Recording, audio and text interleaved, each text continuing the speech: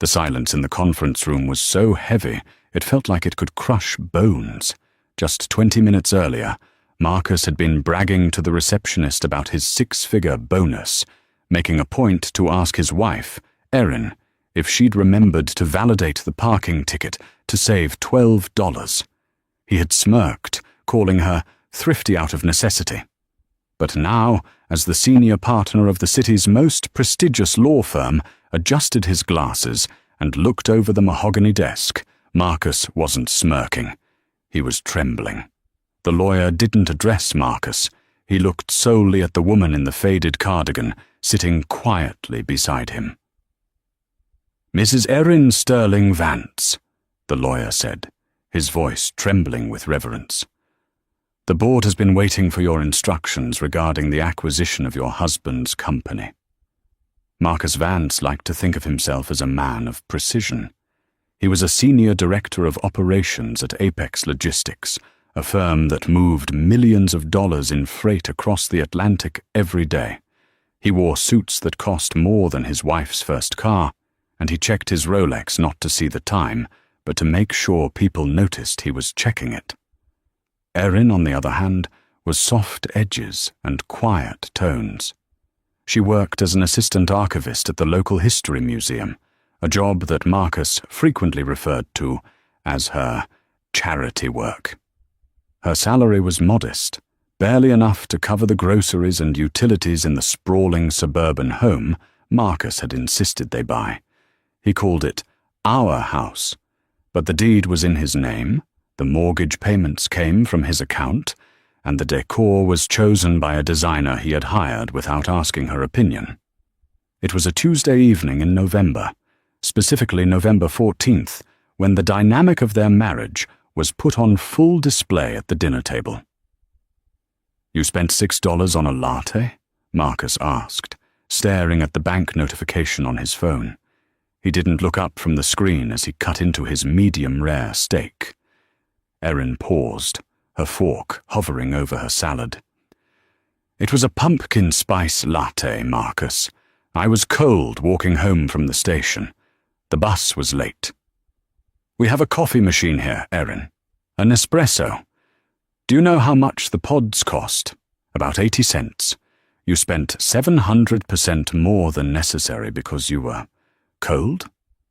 He finally looked up, his eyes cold and calculating. "It's not about the $6, Erin. It's about the mindset. This is why you'll always be where you are. You don't understand the value of compounding interest. You don't understand wealth." Erin set her fork down. She looked tired. At 32, she had the weary eyes of someone much older. "I work, Marcus. I deposit my check every 2 weeks. I think I'm allowed a coffee." Marcus laughed. It was a dry, sharp sound, like a branch snapping. "Your check? Right, that adorable little deposit. Erin, let's be real. Your salary covers the landscaping, and maybe the internet bill. I carry this life. I carry the cars, the vacations, the retirement funds.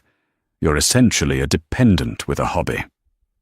He took a sip of his wine, a vintage Cabernet he forbade her from touching because he claimed her palate wasn't developed enough to appreciate it.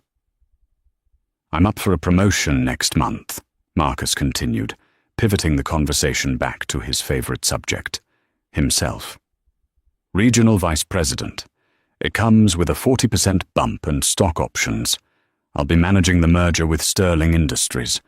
If I pull this off, we're talking 7 figures, Erin." 7. "That's wonderful, Marcus," she said quietly. "It is," he agreed, "but it means I need a partner who looks the part. Next week is the company gala. I need you to buy a dress. But for God's sake, use the credit card I gave you, not your debit card. I don't want it declining in front of a sales clerk. And keep it under 300. You don't need anything designer. You wouldn't know how to wear it anyway." Erin looked down at her hands. They were pale, her fingernails cut short and practical for handling old documents. She didn't argue. She never argued. Over the last 5 years of their marriage, she had learned that fighting Marcus was like fighting a tide. It was easier to just let the water wash over you and wait for it to recede. But Marcus didn't stop there. He pulled up his banking app and slid the phone across the marble table. "Look at that," he demanded. "Just look at the difference in the inflows. My direct deposit, $40,200. Yours, $100. It's almost comical. Honestly, Erin, sometimes I wonder why you bother working at all. You could just stay home and ensure the house is actually clean when I get back." The cleaner missed a spot in the foyer again. "I love my job," Erin whispered. "I preserve history. It matters." "History doesn't pay the mortgage," Marcus sneered, taking his phone back. "The future does, and I am the future."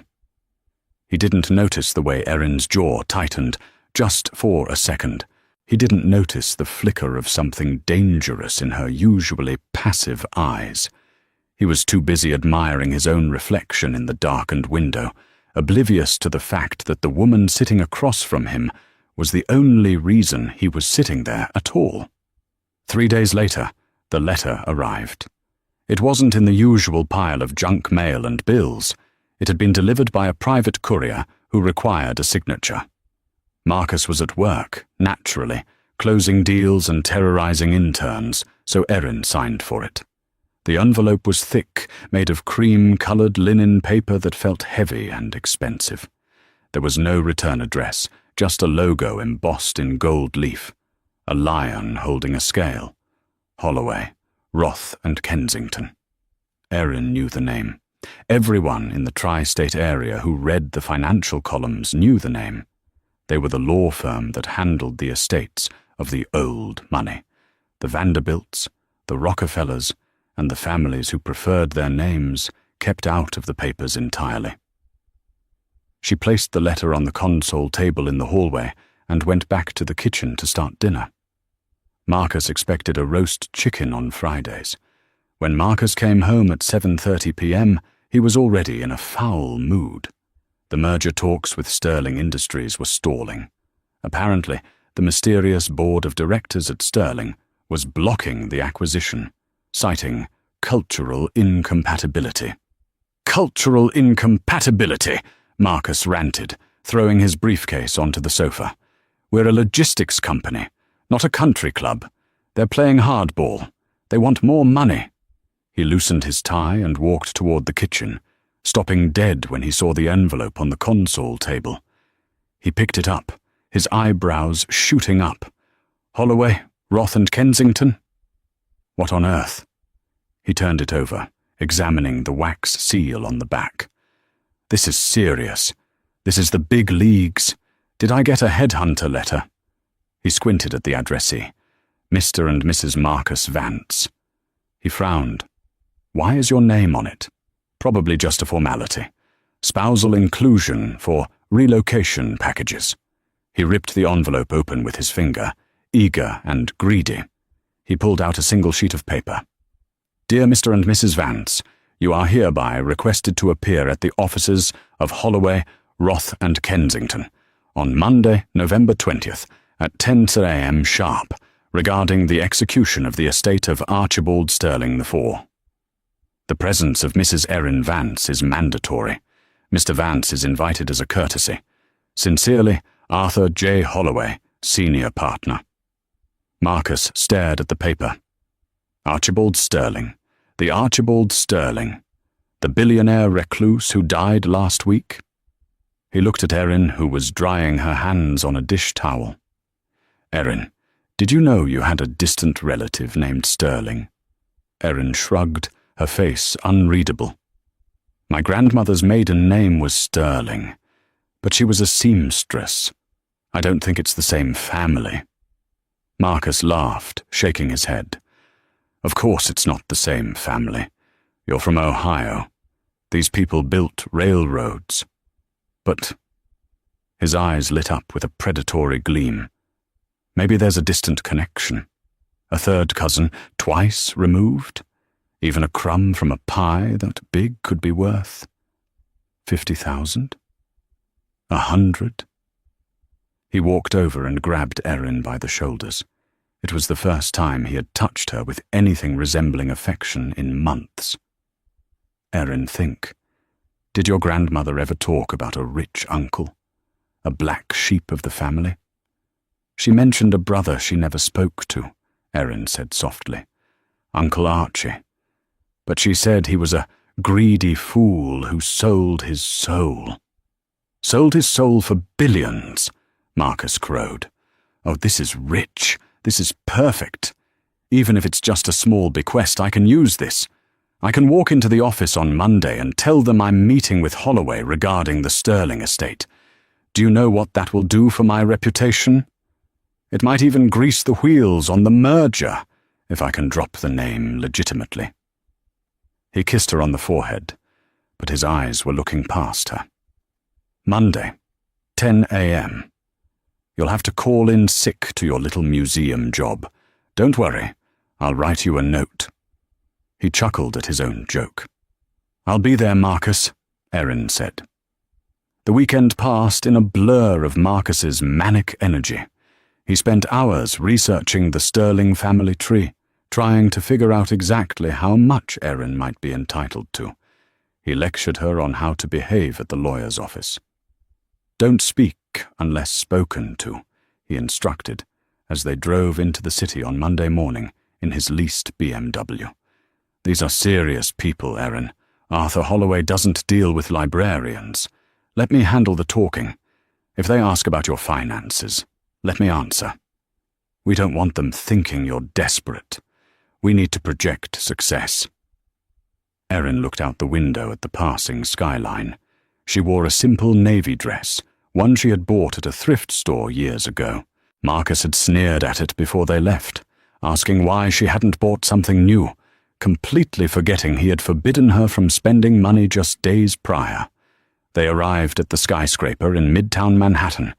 The offices of Holloway, Roth and Kensington occupied the top 5 floors. The lobby was all marble and silence. When they gave their names to the receptionist, the woman's eyes widened slightly. She didn't look at Marcus. She looked at Erin. Right this way, Mrs. Vance. Mr. Holloway is expecting you in the executive boardroom. And Mr. Vance, Marcus corrected her, puffing out his chest. Of course, the receptionist said, her tone cooling instantly. Follow me. They were led down a long corridor, lined with oil paintings of severe-looking men. Marcus whispered to Erin, Look at this place. The hourly rate here is probably more than you make in a month. Just remember, keep your mouth shut. The receptionist opened a set of heavy double doors. The boardroom was vast, with floor-to-ceiling windows overlooking Central Park. At the far end of a table, long enough to seat 30 people, an elderly man with silver hair and a suit that looked like it was cut from clouds stood up. This was Arthur Holloway, the man who whispered in the ears of presidents. Marcus stepped forward, hand extended, his business smile plastered on his face. Mr. Holloway, an honor. I'm Marcus Vance. I believe Arthur Holloway walked right past Marcus's outstretched hand. He stopped in front of Erin. He bowed his head, a genuine, respectful bow. Erin, the old man said warmly, it has been a long time. You look exactly like your grandmother.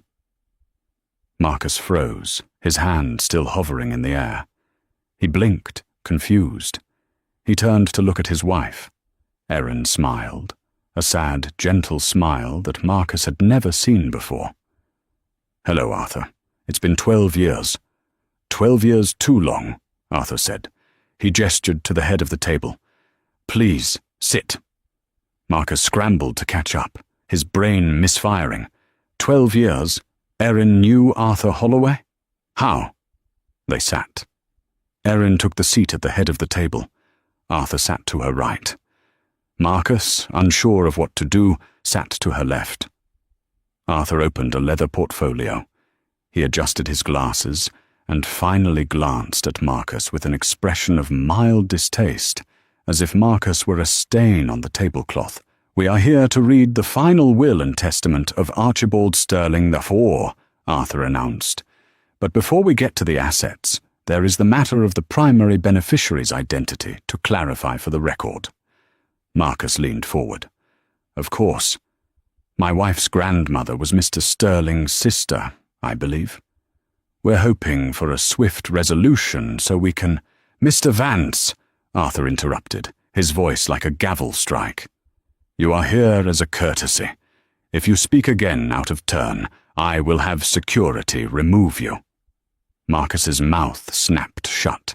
His face turned a deep shade of crimson. Arthur turned back to the papers. Archibald Sterling did not have children.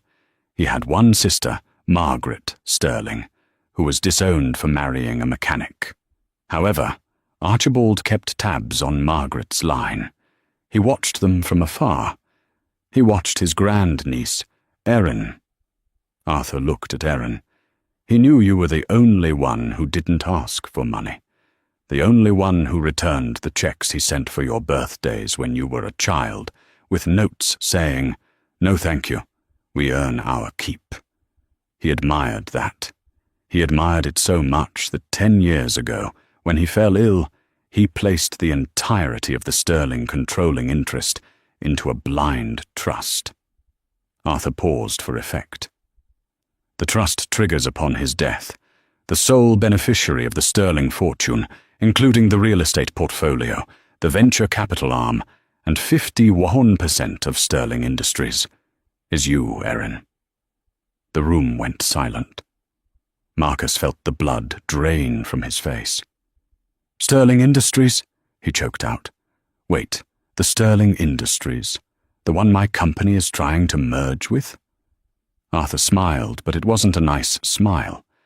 "The very same. And as of this morning, Erin is not just the beneficiary. She is the chairwoman of the board. She owns the company you work for, Mr. Vance. Or rather, she owns the company that is currently deciding whether or not to buy the company you work for." Marcus looked at his wife, the woman he had scolded for buying a $6 coffee, the woman he had told was thrifty out of necessity. Erin turned her head slowly to look at him. Her eyes were no longer soft. They were clear, calm, and terrifyingly indifferent. "You said my salary was tiny, Marcus," she said, her voice steady. "You were right. It was. But my inheritance? I think that might cover the coffee pods." For a solid 10 seconds, the only sound in the boardroom was the hum of the HVAC system and the rapid, shallow breathing of Marcus Vance. He looked as though someone had struck him with a heavy object. He opened his mouth, closed it, and then opened it again, a desperate, lopsided grin plastering itself onto his face. "Erin, honey," Marcus stammered, his voice rising an octave. This is unbelievable. I knew it. I knew you had greatness in you. We are... My God, do you realize what this means for us? For our future?" He reached out to grab her hand, the hand he had refused to hold in the parking lot an hour ago. Erin pulled her hand away. It wasn't a violent motion. It was smooth, cool, and detached. She placed it in her lap. "There is no us in this room, Marcus," Erin said quietly. Marcus blinked, his smile faltering. "Babe, don't be silly. The shock is getting to you. We're married. What's yours is mine, remember? That's how it works. New York is an equitable distribution state." He turned to Arthur Holloway, finding his footing again. "Mr. Holloway, obviously we'll need to set up a joint account to manage the liquidity. I have experience in finance. I can oversee the—" Arthur cleared his throat. The sound was like dry leaves crushing under a boot. "Mr. Vance," the lawyer said, sliding a document across the mahogany table. "You seem to have forgotten the prenuptial agreement you insisted upon 5 years ago." Marcus froze. He stared at the document. He remembered it vividly. When they got engaged, Marcus had been making $80,000 a year, while Erin was making $30,000. He had been terrified she was after his fortune, so he had downloaded a template online and bullied her into signing it, stipulating that all assets acquired individually, including inheritances, would remain separate property forever. He had told her it was just good business hygiene. The irony, Arthur continued, is that this document, which you drafted to protect your meager savings from your wife, now protects her multi-billion-dollar inheritance from you. It is ironclad. You have no claim to the Sterling estate, not a cent. Marcus felt the room spin. But I'm her husband. I pay the mortgage. I pay for her food. Erin finally turned to fully face him. Her expression wasn't angry. It was something worse. It was pitying. You pay the mortgage on a house that is solely in your name, Marcus, she said. You made sure I wasn't on the deed so that if we divorced, I'd be homeless. And as for the food, shall we talk about the grocery budget? You give me $400 a month to feed 2 people. I've been using my own tiny salary to supplement it for years, because you insist on eating organic ribeye while giving me a budget for ramen. I was trying to teach you fiscal responsibility, Marcus yelled, his facade cracking completely. I was trying to make you better. No, Erin said. You were trying to make me small. You needed me to be small so you could feel big. She stood up. The movement was graceful, commanding. She didn't look like the archivist in the cardigan anymore. She looked like a Sterling. Arthur, she said, turning to the lawyer. What are the next steps? We have a board meeting scheduled with the executives of Sterling Industries tomorrow at 2:00 p.m., Arthur said, standing as well. They are anxious to meet the new owner. There is also the matter of the pending acquisition offer from Apex Logistics. Marcus scrambled up. Wait! Erin, listen. Apex. That's my deal. I've been working on that merger for 6 months. If that deal goes through, I become VP. If you own Sterling, you can just sign off on it. You can do this for me. Just sign the deal, let Apex buy Sterling, and I'll be set. Please. For the sake of our marriage. Erin looked at him for a long moment. She tilted her head, as if studying a bug under a microscope. You want me to approve the merger? She asked. Yes. Marcus exhaled, relief flooding his veins. Yes, it's a great offer. Apex is offering a stock swap that... I know the offer, Marcus, Erin interrupted. I proofread your proposal 3 weeks ago, because you said your grammar checker was acting up. I know Apex is undervaluing Sterling by 15%, because they think the current leadership is weak. Marcus went pale. Erin, it's just business. You're right, she said. It is just business. And as the new chairwoman, I have a fiduciary duty to protect the company's assets. She walked toward the door, Arthur trailing behind her like a loyal guard dog. Erin, Marcus shouted, running after her. Where are you going? I drove. You have to ride back with me. Erin stopped at the heavy double doors. She turned back, her hand on the brass handle. No, Marcus, I don't. She looked at the receptionist.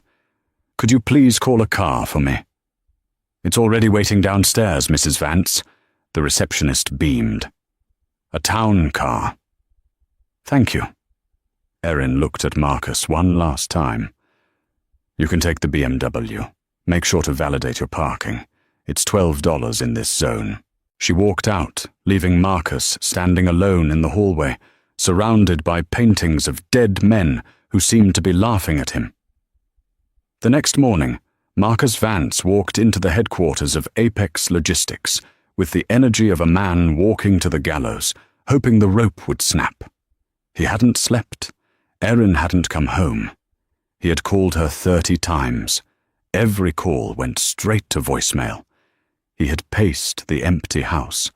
The house, he suddenly realized, felt like a cage, drinking the expensive whiskey he usually saved for guests. But by 8:10 SM, he had managed to convince himself that he could still salvage this. "She's my wife," he told himself, as he aggressively tied his tie. "She's soft. She's weak. She'll wake up today, realize she's terrified of all that money, and come running back to me to handle it. I just need to play it cool." He needed this merger.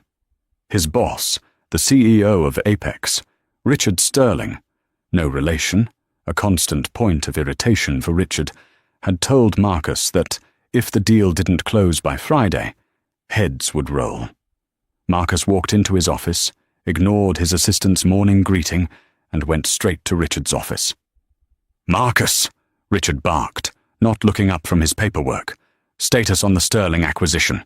Their board has been ghosting us for 2 days." "I have news," Marcus said, smoothing his jacket. "The hold-up was due to the death of Archibald Sterling. The estate was in probate, but it cleared yesterday." And, Marcus paused for effect. "The sole beneficiary and new controlling shareholder is my wife." Richard dropped his pen. He looked up, eyes wide. "Your wife? Erin? The mousy woman I met at the Christmas party?" "Erin," Marcus nodded, swallowing his pride. "Yes, she owns Sterling Industries now." Richard slammed his hand on the desk, a massive grin breaking out. "Vance, you son of a gun! This is in the bag! You're sleeping with the owner! This is the insider track of the century! Get her on the phone. Tell her to sign the papers. Hell, tell her we'll throw in a spa day." Marcus winced internally. She's taking her role seriously, Richard. She's coming in today for the final negotiation meeting, but don't worry. I can handle her. She does what I say." "She better," Richard warned, his smile fading into a shark-like glare. "Because if you can't close a deal with your own wife, Marcus, you're not just useless to me as a VP. You're useless to me as an employee." The meeting was set for 2:00 p.m. in the Apex main conference room. Marcus spent the hours in between sweating through his shirt. He prepared charts. He prepared intimidating legal jargon. He prepared a speech about synergy. He tried to text Erin again.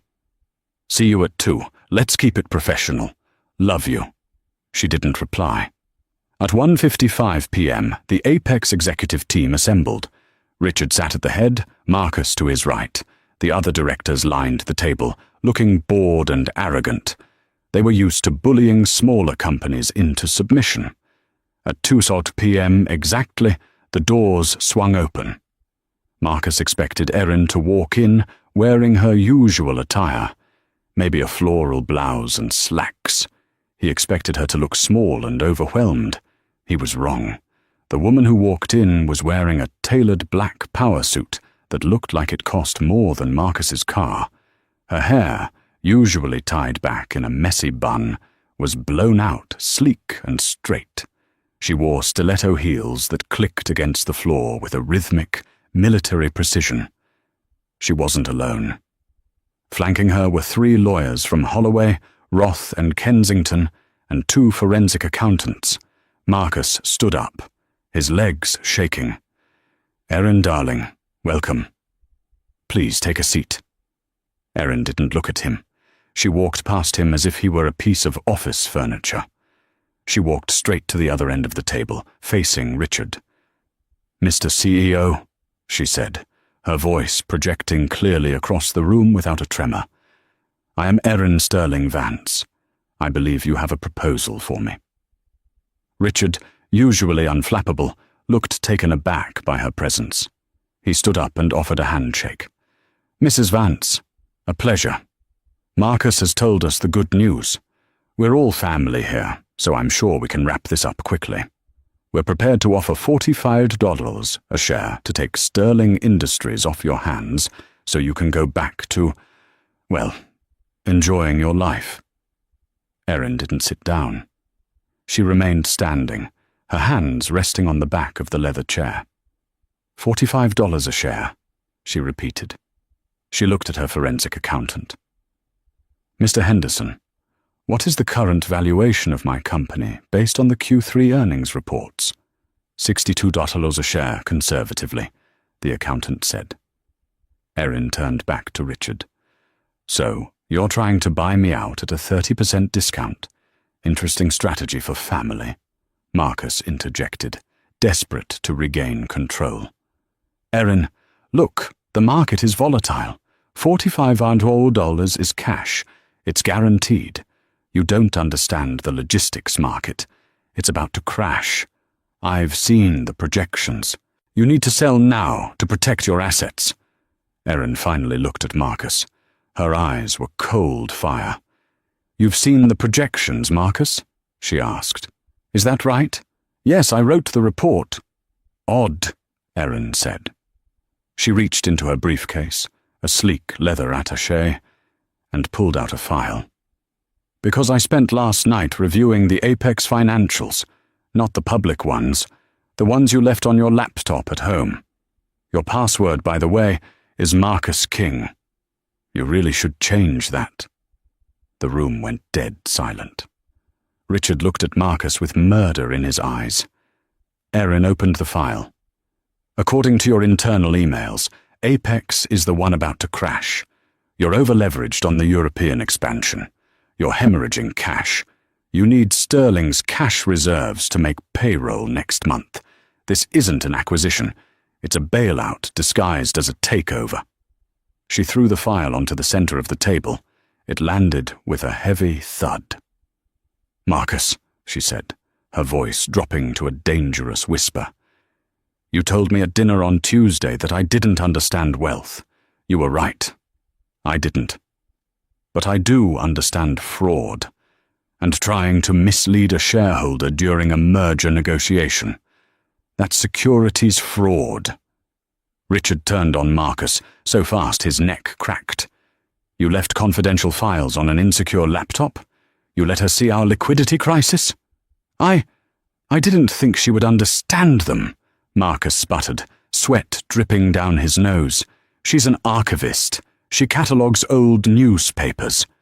And what do archivists do, Marcus? Erin asked, leaning forward.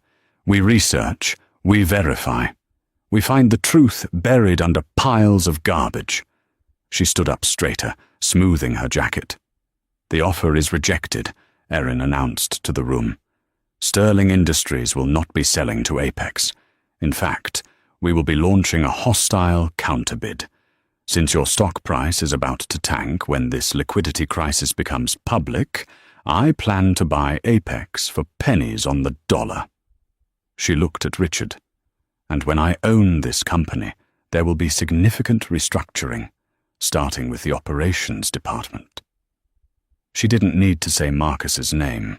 Everyone in the room knew exactly who she meant. The moment the doors closed behind Erin Sterling Vance and her formidable legal entourage, the conference room erupted. Richard, the CEO of Apex Logistics, was a man used to shouting, but now he was quiet, a terrifyingly still kind of quiet. He looked at Marcus. Get out, Richard said, his voice low and shaking with suppressed rage. Marcus swallowed hard. Richard, wait. She's bluffing. She doesn't know what she's doing. She's emotionally volatile. I can talk her down. I can go to her, appeal to her as my wife, and get her to drop the counterbid. Just give me 24 hours. 24 hours, Richard scoffed, standing up and leaning over the mahogany table. She knows our internal financial data, Marcus.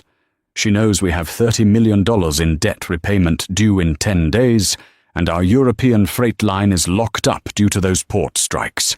She knows we are insolvent without Sterling's cash reserves. That's not a bluff, you idiot. That's a hostile takeover strategy. He pointed an accusatory finger at Marcus's chest. You, Marcus, leaked confidential information that will lead to the collapse of this company. You are a liability. You are fired. Effective immediately. You can't do that, Marcus yelled, his composure finally shattering.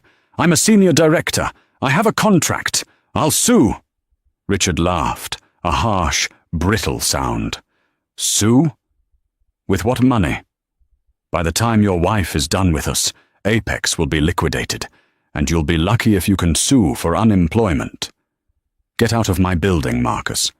And if I hear your name mentioned in connection with any ongoing financial matters, I'll personally ensure the SEC knows exactly how she got our internal emails." Security was called. Marcus was marched out of the building with a cardboard box containing his desk contents, a few framed photos, his Employee of the Quarter trophy, and a half-empty bottle of expensive cologne. He was escorted past the dozens of employees he had condescended to over the years. The whispers and suppressed snickers were louder than any open mockery. He drove home in the BMW, his hands gripping the steering wheel so tightly his knuckles were white. He arrived at the sprawling, empty house. It didn't feel like a sanctuary anymore. It felt like a monument to his miscalculation. That evening, the first headline dropped. Sterling Heiress launches hostile counterbid against Apex Logistics. Market chaos ensues. The following day, the situation escalated. Erin didn't just stop at finance, she went for the personal. Marcus found that his credit cards, the ones he had used to buy his suits and his vintage wine, had been cancelled. He called the bank. The banker informed him that the accounts had been flagged for security risks and closed. Erin had removed him as an authorized user. Then came the divorce papers, hand-delivered by a young attorney from Holloway, Roth and Kensington, named Thomas. Thomas was excruciatingly polite. Marcus was furious. "I'm not signing these. She's doing this in a fit of pique. This marriage can be saved." Thomas smiled patiently. "Mr. Vance, your wife has filed for an immediate separation, citing grounds of financial abuse, emotional cruelty, and most notably, the prenuptial agreement, which stipulates that in the event of one party using the assets of the other party without consent, the marriage may be dissolved without contestation." "What assets?" Marcus roared. "The $6 latte," Thomas said simply. "Mrs. Vance purchased the coffee with her own funds. You attempted to dictate and control that purchase, effectively trying to control her sole, separate property. A very small sum, Mr. Vance, but a clear violation of Clause 4B, which you yourself drafted." Marcus felt dizzy. His own meticulous, controlling nature had created the exact mechanism to dismantle his life. "And as for the house," Thomas continued, tapping the papers, "since Mrs. Vance is now the chairwoman of Sterling Industries, she has purchased the outstanding mortgage note from your lender. You now owe the mortgage payments directly to Sterling Asset Management, effective immediately." "She's my landlord?" "In essence, yes," Thomas confirmed. "And since you are now unemployed, she has exercised her right to issue a 30-day eviction notice for non-payment risk. You have 1 month to vacate the premises." Marcus slumped onto the sofa, the expensive leather he had chosen now feeling cold and hard. "She's taken everything," he whispered. "No, Mr. Vance," Thomas corrected him kindly. "She's just ensuring you only keep what was genuinely yours." In the subsequent weeks, Erin Sterling Vance became the most talked-about figure in the New York financial district. The story was a media sensation. The quiet archivist, the overlooked wife, rises from obscurity to crush the company that employed her husband, a husband who had belittled her for years. Erin didn't grant any interviews. She didn't seek the spotlight. She simply worked. The board meeting at Sterling Industries was her coming-out party. It was held in the company's opulent, wood-paneled office in the financial district, a room Marcus had dreamed of one day entering. At the head of the table sat Erin. She was flanked by Arthur Holloway and the top strategists of the Sterling legacy. "Gentlemen," she began, addressing the dozen older, powerful men around the table. "Our hostile takeover of Apex Logistics is moving swiftly. Their stock is trading at record lows. We will acquire the company next week." A nervous board member, Mr. Harrison, raised a hand. "Mrs. Vance, we appreciate the aggressive move, but Apex is failing. Why acquire a sinking ship?" Erin smiled, a slow, confident curl of the lips that signaled she was 3 steps ahead of everyone else. "Because the ship is sinking due to bad leadership, not bad infrastructure," she explained. "Apex owns the most advanced automated freight system in the Atlantic corridor. Marcus Vance, for all his flaws, was an excellent operational architect. He built a brilliant system. He just didn't have the people skills or the vision to run it. He was a great engineer, a terrible CEO. Our archives taught me something, gentlemen," Erin continued, leaning forward. "A building may crumble due to poor maintenance, but the foundation remains sound. Apex's foundation, its logistics model, is worth billions. Once we remove the rotting superstructure, the incompetent management, we inherit a perfect modern operating model, debt-free, purchased at a massive discount." She paused, letting the scope of her strategy sink in. She hadn't been fighting Marcus. She had been calculating the value of the assets he had built, knowing he would eventually fumble them. She had simply been waiting for the right moment to claim the prize. "I propose we acquire Apex, integrate its automated system into Sterling, and then immediately liquidate the remaining assets and fire every member of the executive team, starting with Marcus Vance's former boss, Richard Sterling. We will rename the combined logistics arm Sterling Integrated Systems."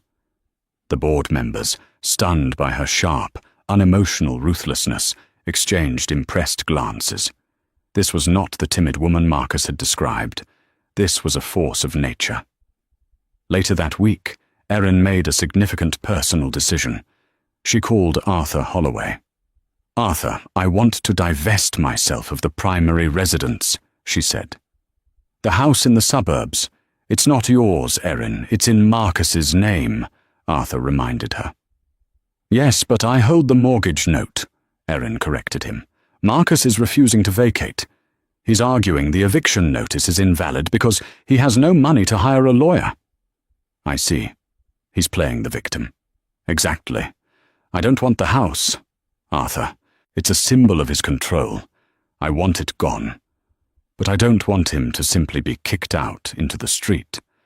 I want to buy him a new place." Arthur was surprised. "A new place? A condo?" "No," Erin said.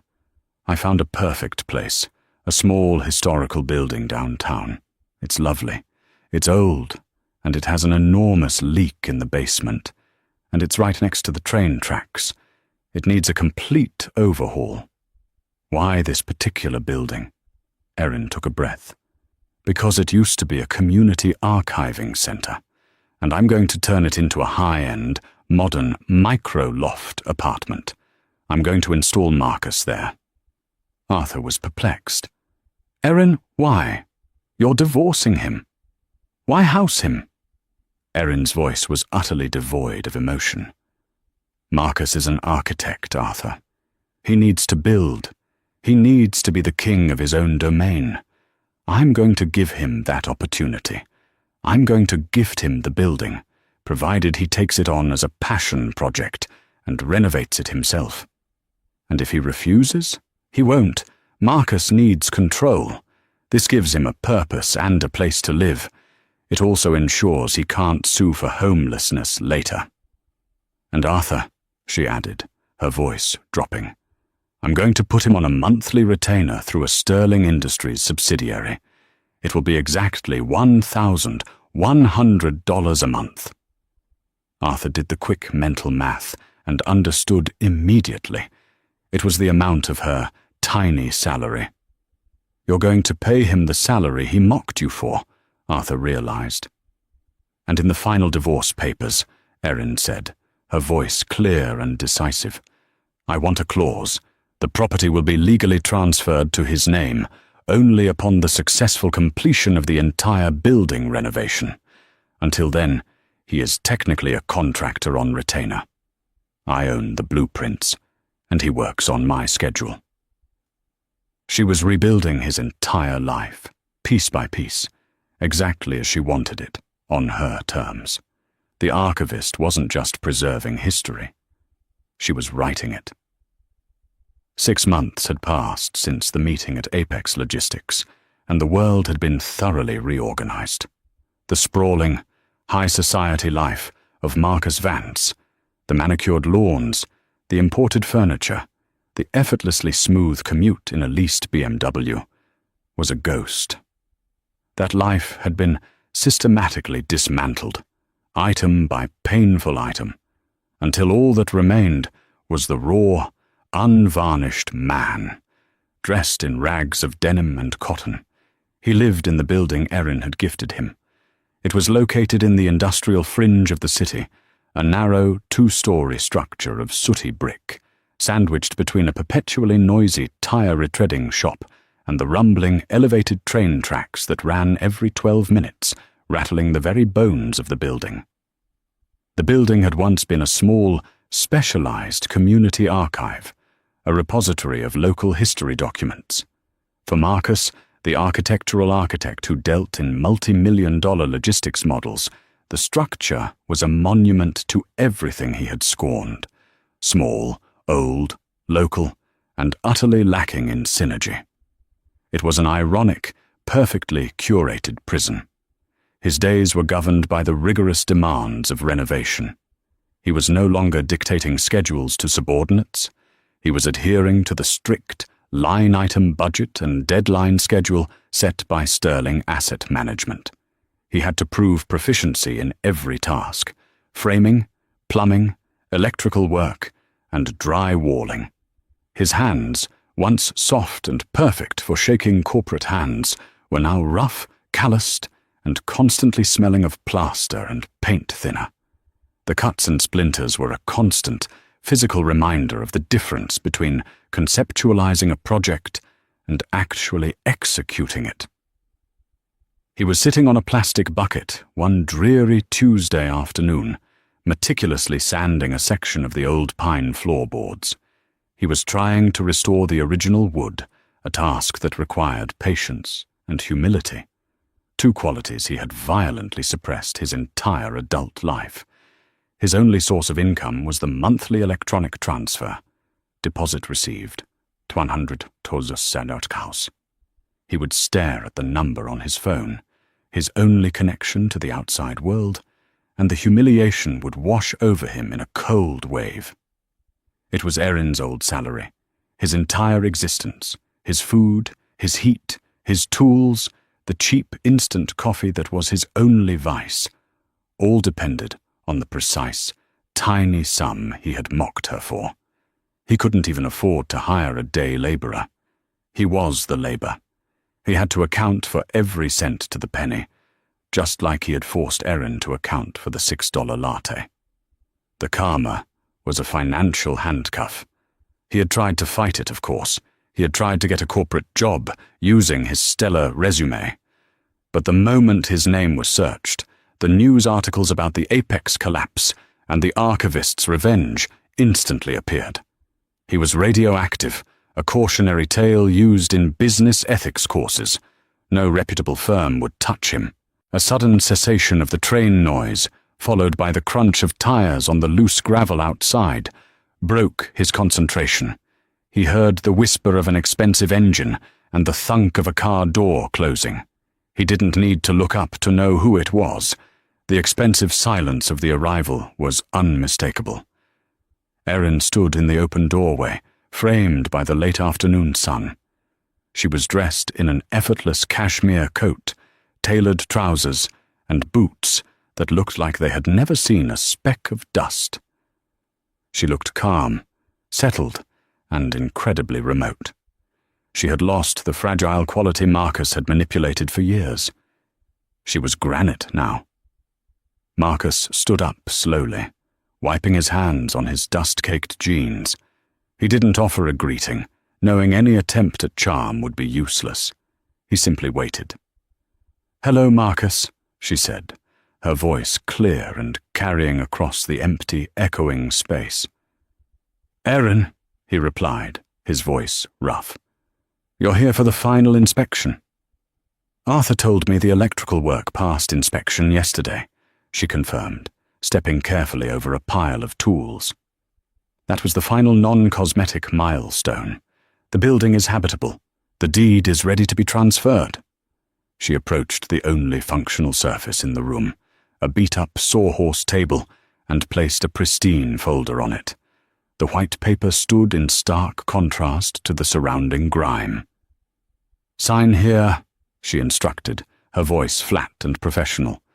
"And the building is legally yours, free and clear, no mortgage, no lingering debt to Sterling Asset Management." Marcus stared at the papers, the final divorce decree, the property transfer documents. He picked up a pen, its cheap plastic feeling strange in his newly calloused hand. "Why?" he asked, the word sounding small in the vast room. He looked into her eyes, searching for a sign of residual bitterness, revenge, or even pity. He found none. Just clarity. "You won, Erin. You took my company, my reputation, and my marriage. You could have forced the sale of this building once I was done, leaving me with nothing but the clothes on my back. Why give me a free asset?" Erin took a moment, letting her eyes drift over the details of his labor, the freshly plastered ceiling, the meticulously repaired windows, the exposed brick wall he had cleaned by hand. "Because you were right about one thing you ever said to me, Marcus," she finally admitted. "You said I didn't understand the value of work, the value of building something. But I think you were the one who had forgotten it." She stepped closer to the floor he had just finished sanding, its natural grain now visible. "You thought value came from the size of your bonus, or the weight of your title, or the brand on your watch. You judged everyone, including me, by the size of their salary." She pointed to the deposit notification on his phone. "For the last 6 months, you have lived on my salary. You have done the work I used to do, quiet, invisible, necessary. You've had to budget and plan every cent. You've had to clean up your own messes. And look," she pointed to the finished floor. "It's good work. It's honest work. You finally built something real, something that will last, not just an ambitious spreadsheet. I wanted you to know what it felt like," she continued, her voice dropping to a low, powerful register. "To build something with your own hands, with no one watching, and have that quiet self-sufficiency be enough. You needed to learn the value of $1, Marcus. But more importantly, you needed to learn the value of the person earning it." He looked down at the paper. The realization hit him with the weight of the train that passed by. Not the collapse of his external empire, but the utter poverty of his internal life.